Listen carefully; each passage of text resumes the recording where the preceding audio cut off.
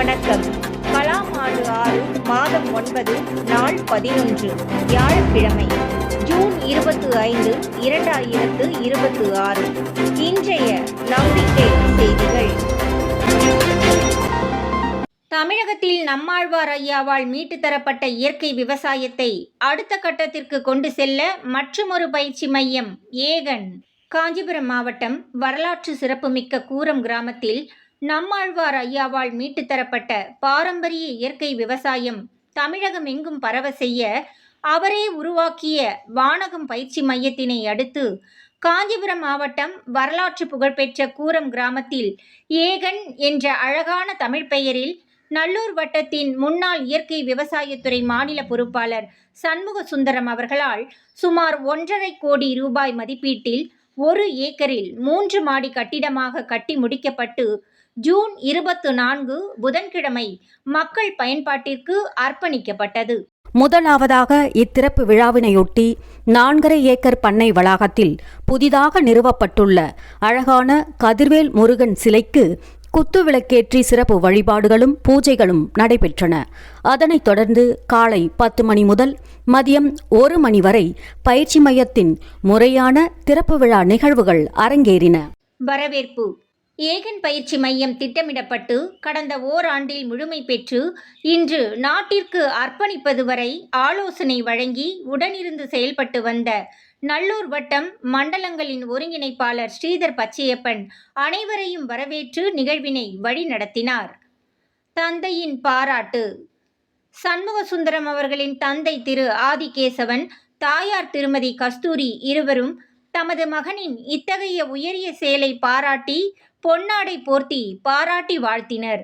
நல்லூர் வட்டம் பாரம்பரிய விவசாயத்துறையின் மாநில பொறுப்பாளர் நாட்ராயன், தமிழ்நாடு வேளாண்மை துறையின் ஓய்வு பெற்ற கூடுதல் இயக்குனர் திரு அசோக், நல்லூர் வட்டம் பாலு ஐயா ஆகிய 5 பிரமுகர்களும் குத்து விளக்கேற்றி விழாவை துவக்கி வைத்தனர்.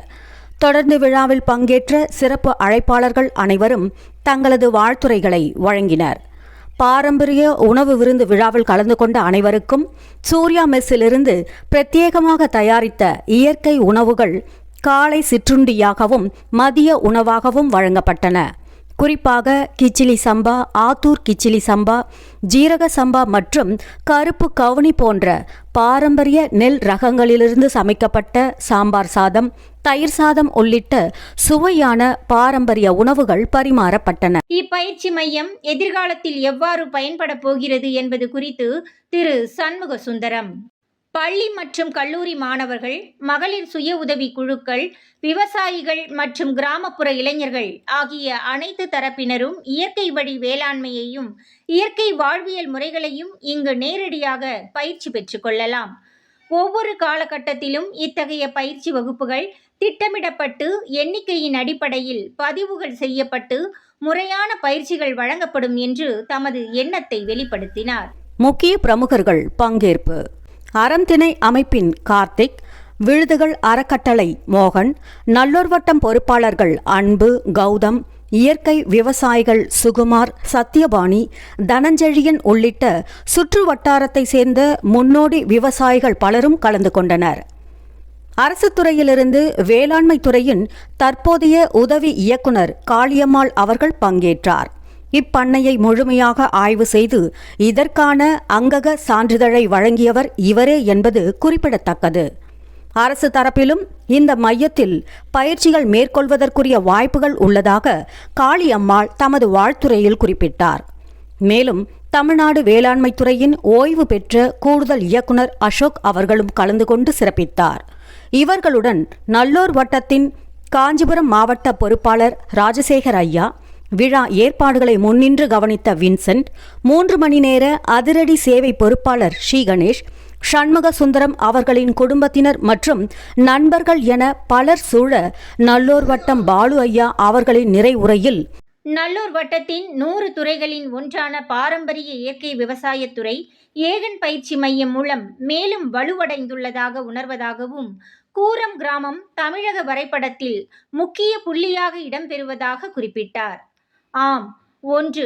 ஏகன் தமிழகத்தின் பாரம்பரிய இயற்கை விவசாய பயிற்சி மையமாக, பல்கலைக்கழகமாக வரும் காலத்தில் மக்கள் மனதில் இடம்பெறவிருக்கிறது. 2. 25 ஆண்டு காலமாக லட்சிய சமுதாய கட்டமைப்பை உருவாக்கி வரும் நல்லூர் வட்டத்தின் வழிகாட்டி அன்பு அவர்களின் சொந்த ஊர் என்பது. 3. ஏற்கனவே பிரசித்தி பெற்றிருப்பது கூரத்தாழ்வாரால் என்று கூரம் கிராமத்தின் மகத்துவத்தை விவரித்தார். கலந்து கொண்ட அனைவருக்கும் ஏகன் நிறுவனத்தின் நிறுவனர் சண்முக சுந்தரம் திருக்குறள் புத்தகம் நினைவு பரிசாக வழங்கினார் என்று ஸ்ரீதர் பச்சையப்பன் தெரிவித்தார். நம்பிக்கை செய்திகளுக்காக சென்னையிலிருந்து தயாநிதி. நம்பிக்கை செய்திகளுக்காக புதுச்சேரியிலிருந்து கவிதாராஜ். நாமக்கல்லில் சாதனை மாணவர் துறை மாநில பொறுப்பாளர் காரைக்குடி விஷ்ணுவிற்கு பாராட்டு.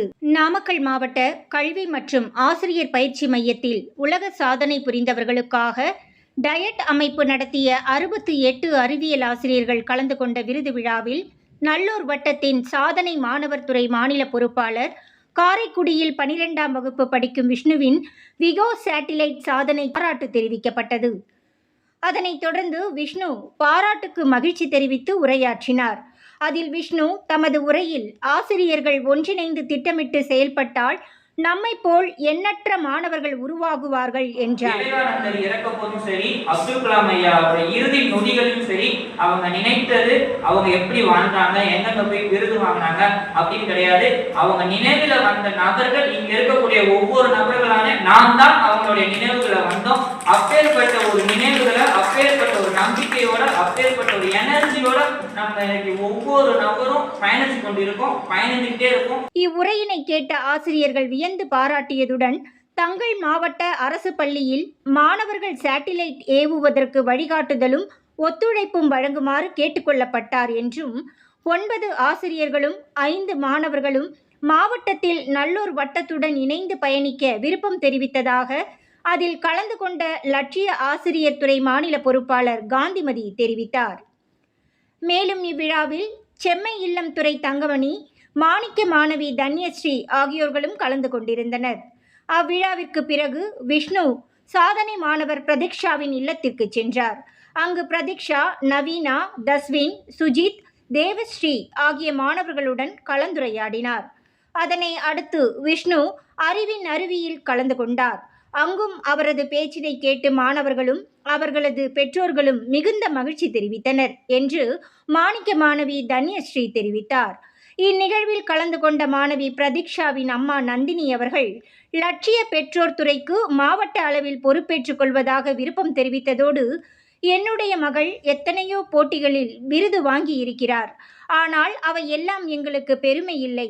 இந்த பிறவியின் கடமையை நேர்த்தியாகவும் உண்மையாகவும் செய்ய நல்லூர் வட்டத்தில் இணைந்து பயணிப்பதுதான் ஒரு தாயாக என்னால் பெருமையாக உணர முடிகிறது என்றார். இறுதியாக மாவட்ட பொறுப்பாளர் சிவலீலா ஜோதி அவர்களுடைய பின்னூட்டத்துடன் அறிவின் அருவி நிறைவடைந்தது. நம்பிக்கை செய்திகளுக்காக சென்னையிலிருந்து தயாநிதி. திருத்தணியில் இறையன்பு அவர்களுடன் யோகேஸ்வரி சந்திப்பு. ஜூன் 25 வியாழன் இன்று திருத்தணியில் நடைபெற்ற ஒரு திருமண விழாவில் தமிழக அரசின் முன்னாள் முதன்மை செயலர் இறையன்பு IAS அவர்களுடன் சந்தித்து உரையாடும் வாய்ப்பு கிடைத்ததாகவும், அவரிடம் நல்லூர் வட்டம் பற்றி விரிவாக எடுத்து சொன்னதாகவும் கல்வி கோயில் துறை மாநில பொறுப்பாளர் யோகேஸ்வரி தெரிவித்தார். பொள்ளாச்சி காந்தி ஆசிரமத்தில் நடைபெறவுள்ள உள்ளாட்சி வேட்பாளர்களுக்கான பயிற்சி முகாமிற்கு 100க்கு 192 பேர் பதிவு. உள்ளாட்சி தேர்தல் நடைபெறும் போது தன்னலமின்றி சமூக பொறுப்போடு நேர்மையாக செயல்படவிருக்கும் ஊராட்சி மன்ற வேட்பாளர்களுக்கு நல்லூர் வட்டம் முகாம் நடத்தி 2 நாள் வையத் தலைமைக்கோள் பயிற்சியினை அளித்து வருகிறது. 50 முதல் 100 நபர்கள் வரை கலந்து கொண்ட 9 முகாம்கள் இதுவரை பல்வேறு மாவட்டங்களில் நடைபெற்று வந்துள்ளன. பொள்ளாச்சி காந்தி ஆசிரமத்தில் ஜூன் 27, 28 சனி ஞாயிறு 2 தினங்கள் நடைபெற இருக்கும் உள்ளாட்சி வேட்பாளர்களுக்கான முகாம் 10வது முகாமாகும். இம்முகாமிற்கு அதிகப்படியாக 100 நபர்கள் எதிர்பார்த்த நிலையில் 192 பேர்கள் இதுவரை பதிவு செய்திருப்பதாகவும், அதற்கு தற்போது திட்டமிடப்பட்டு வருவதாகவும் முகாமின் பொறுப்பாளரும் நல்லூர் வட்டம் கிராம களத்தின் மாநில பொறுப்பாளருமான பிரபு தெரிவித்தார். நம்பிக்கை செய்திகளுக்காக புதுச்சேரியிலிருந்து கவிதாராஜ். 2026 சட்டமன்ற தேர்தலில் போட்டியிட்ட சென்னை சுயேட்சை வேட்பாளர்கள் சந்திப்பு. ஜூன் 24 புதன் அன்று மாலை சென்னை நுங்கம்பாக்கம் ரயில் நிலையம் அருகில் உள்ள சவுத் இந்தியா பாராமெடிக்கல் இன்ஸ்டிடியூட்டில் தமிழக சட்டமன்ற தேர்தலில் சுயேட்சை வேட்பாளர்களாக போட்டியிட்டவர்களுக்கான 2வது சந்திப்பு நடைபெற்றது. இவர்களின் அறிமுகம் மற்றும் பல அனுபவ பகிர்விற்கு பிறகு அனைவரும் தத்தம் பகுதிகளில் ஏரியா சபையில் கவனம் செலுத்துவது பற்றி விளக்கப்பட்டதாகவும், இதில் நல்லூர் வட்டத்தின் மாநில பொறுப்பாளர் முத்துகிருஷ்ணன், சென்னை மண்டல பொறுப்பாளர் நாகராஜன் மற்றும் அரசியல் கள பொறுப்பாளர் சரோஜினி ஆகியோர் கலந்து கொண்டு வழி நடத்தினர் என்று இச்சந்திப்பின் பொறுப்பாளர் கோவர்தன் தெரிவித்தார். நம்பிக்கை செய்திகளுக்காக சென்னையிலிருந்து தயாநிதி.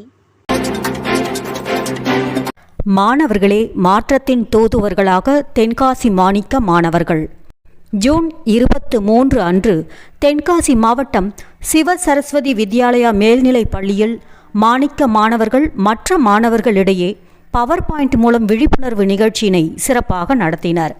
தமிழ் ஆசிரியர் கே ஆறுமுகசாமி அவர்களின் வழிகாட்டுதலுடன் நடைபெற்ற இந்த நிகழ்வில் வைய தலைமைக்குள் முகாமில் பெற்ற அனுபவங்களான தலைமைத்துவம், தன்னம்பிக்கை மற்றும் சமூக பொறுப்புணர்வு குறித்து மாணிக்க மாணவர்கள் மற்ற மாணவர்களிடம் பகிர்ந்து கொண்டனர். மேலும் மாணிக்க மாணவர்களின் 5 ஸ்டார் பண்புகள், நல்லூர் வட்டத்தின் சமூக பணிகள் மற்றும் வாராந்திர இணையவழி செயல்பாடுகள் குறித்தும் விளக்கினர். மாணிக்க மாணவர்களின் பேச்சுத்திறன், தெளிவான சிந்தனை மற்றும் சமூக அக்கறை ஆகியவற்றை கண்ட ஆசிரியர்கள் இத்தகைய முயற்சி பள்ளியின் மற்ற மாணவர்களுக்கு சிறந்த முன்னுதாரணமாக அமையும் என்று பாராட்டினர்.